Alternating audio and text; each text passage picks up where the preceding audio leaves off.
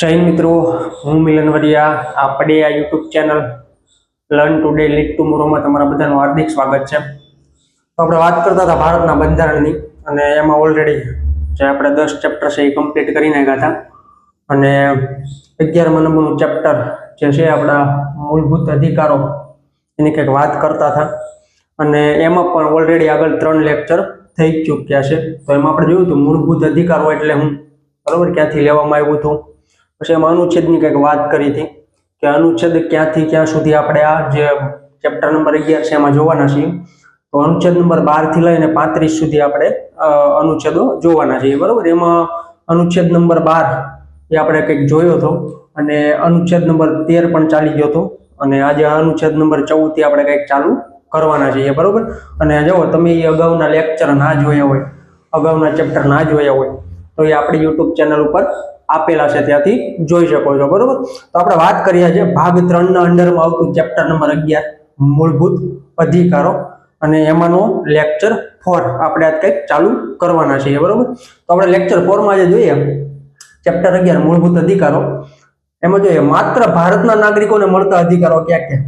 બરોબર, આપણે કંઈક વાત કરી હતી કે મૂળભૂત અધિકારો જે છે એમાંથી ભારતના નાગરિકોને છે સ્પેશિયલ અમુક જે અધિકારો મળે છે, જે વિદેશીને અને જે બીજા ભારતમાં બીજેથી આવીને વસવાટ કરે છે, નાગરિકતા લે છે, એને જે મૂળભૂત અધિકારો મળે છે એમાંથી સ્પેશિયલ માત્ર ભારતના નાગરિકોને મળતા અધિકારો હોય તો એ કયા કયા છે એની કંઈક વાત કરીએ. બરોબર, તો કયા કયા અધિકાર છે માત્ર ભારતના નાગરિકોને મળતા અધિકારો કયા કયા છે? અનુચ્છેદ 15. બરોબર, અનુચ્છેદ 15 શું કહે છે? ધર્મ, જાતિ, લિંગ, વંશ આધારે ભેદભાવ પ્રતિબંધો. બરોબર, આ છે સ્પેશિયલ માત્ર ને માત્ર ભારતના નાગરિકને આ અધિકાર મળે છે. બરોબર, અનુચ્છેદ 15.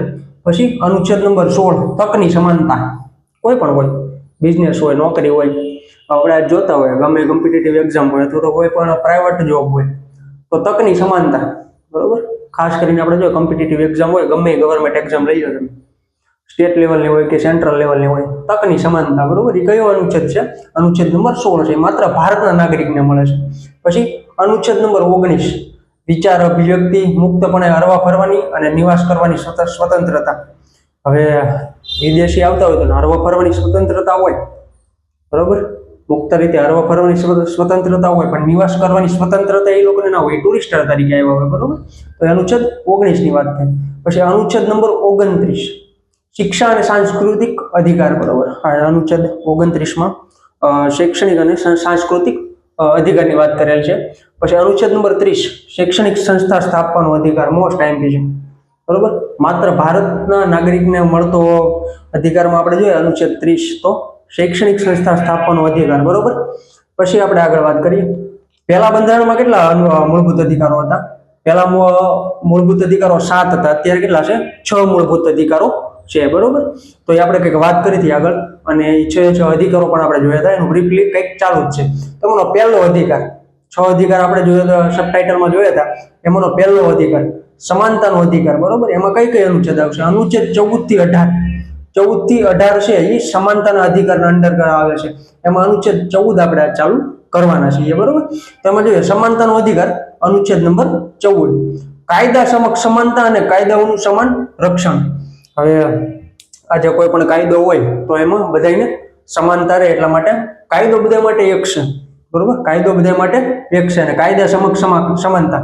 એવું ના બને કે આના માટે કાયદો અલગ, પછી આ વ્યક્તિ માટે કાયદો અલગ, આ નાગરિક માટે અલગ, એવું ના હોય. બધા માટે સમાન હોય. બરોબર, કાયદાઓનું સમાન રક્ષણ. ગમે એને કાયદા સમક્ષ જો એનું રક્ષણ મળતું હોય, આજે આપણે કઈ કોઈ પણ એફઆઈઆર ફાટે, ગમે કઈ પણ થાય તો સાચું હોય, જે કાયદા પ્રમાણે થતું હશે, પછી હું હોવ તોય ભલે, બીજું કોઈ હોય તોય ભલે, અને તમે હોવ તોય ભલે, એના માટે સમાન રક્ષણ મળે કાયદાથી. કોને? દરેક વ્યક્તિને, જે ભારતના નાગરિક છે એને. બરોબર, પછી આપણે આગળ વાત કરીએ. ભારતના રાજ્ય ક્ષેત્રની અંદર કોઈ પણ વ્યક્તિને રાજ્યથી કાયદા સમક્ષ સમાનતાની અને કાયદાઓનું સમાન રક્ષણની ના પાડી શકે નહીં. બરોબર, ભારતમાં કોઈ પણ રાજ્ય ક્ષેત્રની અંદર કોઈ વ્યક્તિને રાજ્યથી કાયદા સમક્ષ સમાનતાની અને કાયદાઓનું સમાન રક્ષણની ના પાડી શકે નહીં. પછી આપણે આગળ વાત કરીએ કે આનો હેતુ શું છે? અનુચ્છેદ 14 છે, એનો હેતુ શું છે? સમાન કાનૂની દરજ્જો, તક અને ન્યાયની કંઈક વાત કરેલી છે અહીંયા. તો સમાન કાનૂની દરજ્જો, તક અને ન્યાયની સમાનતા સ્થાપિત કરવાનો છે. આ સમાનતાનો અધિકાર એટલા માટે દેવામાં આવ્યો કે સમાન કાનૂની દરજ્જો મળે, તક મળે અને ન્યાયની સમાનતા મળે, સ્થાપિત કરવા માટે આ અનુચ્છેદ આપેલો છે, બરોબર. પછી કાયદા સમક્ષ સમાનતાને બ્રિટનના બંધારણમાંથી લેવામાં આવે છે. મોસ્ટ ટાઈમ જો આ બે વસ્તુમાં કન્ફ્યુઝન ઊભું થાય. એક બ્રિટનમાંથી લીધેલી વસ્તુ અને એક અમેરિકામાંથી લીધેલી વસ્તુ જે આગળ આવશે. કાયદા સમક્ષ સમાનતા એ બ્રિટનના બંધારણમાંથી લેવાનું છે. મોસ્ટ ટાઈમ કાયદા સમક્ષ સમાનતા ક્યાંથી લીધેલું છે? બ્રિટનના બંધારણમાંથી લીધેલું છે. ક્યાંથી લીધેલું છે? બ્રિટનના બંધારણમાંથી. પછી આપણે બીજી વાત કરીએ આગળ કે ભારતમાં રહેતા કોઈ પણ વ્યક્તિ કાયદાથી ઉપર નથી. હવે આજે ભારતના સ્વતંત્ર નાગરિક હોય એમાં કોઈ પણ હોય, બરોબર, કોઈ પણ હોય. પછી સામાન્ય નાગરિક હોય તોય ભલે, કોઈ પણ હોદ્દા ઉપર હોય તોય ભલે, કોઈ પણ રાજકારણમાં હોય તોય ભલે, કાયદાથી ઉપર કોઈ નથી. ભારતમાં રહેલા ભારતના નાગરિકોમાં કોઈ પણ કાયદાથી ઉપર નથી. કાયદા માટે તમામ વ્યક્તિની સમાન અધીનતા, બરોબર, કાયદા માટે તમામ વ્યક્તિની સમાન આધીનતા. પછી આપણે આગળ કરીએ કાયદા સમક્ષ સમાન રક્ષણ એ અમેરિકાના બંધારણમાંથી લેવામાં આવ્યું છે. મોસ્ટ ટાઈમથી આ કાયદા સમક્ષ સમાનતા એ લીધું બ્રિટનમાંથી, પણ કાયદા સમક્ષ સમાનતા રક્ષણ એ ક્યાંથી લીધેલું છે? અમેરિકાના બંધારણમાંથી લીધું છે. મોસ્ટ ટાઈમ છે, બરોબર. આ બે વસ્તુમાં કન્ફ્યુઝન ઉભો થાય. કાયદા સમક્ષ સમાનતા બ્રિટનમાંથી, કાયદા સમક્ષ સમાનતાનું રક્ષણ એ ક્યાંથી લીધું છે? અમેરિકાના બંધારણમાંથી લેવામાં આવ્યું છે. અહીં પ્રજા અને પરિસ્થિતિ સર્વોપરી છે, માટે પરિસ્થિતિ મુજબ કાયદો પ્રજા પર લાગુ પાડવામાં આવે છે, બરોબર. ભારતમાં સર્વોપરી કાયદો છે, બરોબર, પણ પ્રજા અને પરિસ્થિતિની સર્વોપરીતા ધ્યાનમાં રાખીને કાયદો બનતો હોય છે અને એ મુજબ પ્રજા ઉપર લાગુ પાડવામાં આવે છે. પછી જોઈએ કે સમાનતાની જે આપણે વાત કરીએ, પહેલો અધિકાર છે સમાનતાનો અધિકાર, બરોબર, અનુચ્છેદ 14માં. તો એમાં ઘણા અપવાદ આપેલા છે, એટલે આને મેચ નથી થતા, અસંગત થાય છે, બરોબર. તો રાષ્ટ્રપતિ કે રાજ્યપાલ દ્વારા લેવાયેલા નિર્ણયો માટે તેમને કાર્યકાળ દરમિયાન અટકાયત કે કારાવાસ થઈ શકશે નહીં. હવે રાષ્ટ્રપતિ સેન્ટ્રલ લેવલે અને સ્ટેટ લેવલે જો રાજ્યપાલ કાંઈ પણ નિર્ણય લે છે તો એને કાર્યકાળ દરમિયાન, બરોબર, એની અટકાયત ન થાય, એને કારાવાસ ના થાય. એ કયા અનુચ્છેદમાં આપેલું છે? અનુચ્છેદ નંબર 361 આપેલું છે. ક્યાં આપેલું છે? અનુચ્છેદ નંબર 361 આપેલું છે. પછી આપણે બીજી વાત કરીએ, સંસદના કોઈ પણ ગૃહના સભ્યને તેમની વાત માટે અદાલતમાં કાર્યવાહી નહીં થાય. હવે સંસદનો કોઈ પણ સભ્ય એમ કહે કે ભાઈ આવી રીતે મારા આવી વસ્તુ બની છે, આવો બનાવ બન્યો છે, અથવા તો વોટિંગ ચાલતું હોય તો એના માટે કોર્ટમાં ના જઈએ કે એમ અદાલતમાં એની કાર્યવાહી ન થાય. એ કઈ જગ્યાએ આપેલું છે? અનુચ્છેદ નંબર 105 આપેલું છે. ક્યાં આપેલું છે? અનુચ્છેદ નંબર 105.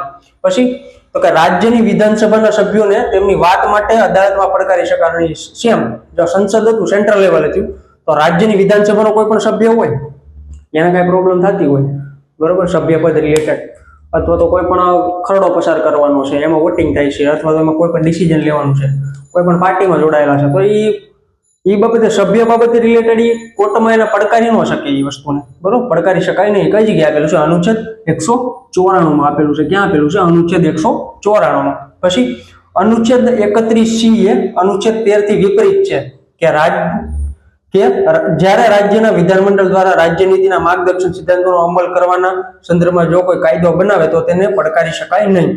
અનુચ્છેદ 31C છે એ અનુચ્છેદ 13 કરતા વિપરીત છે, બરોબર.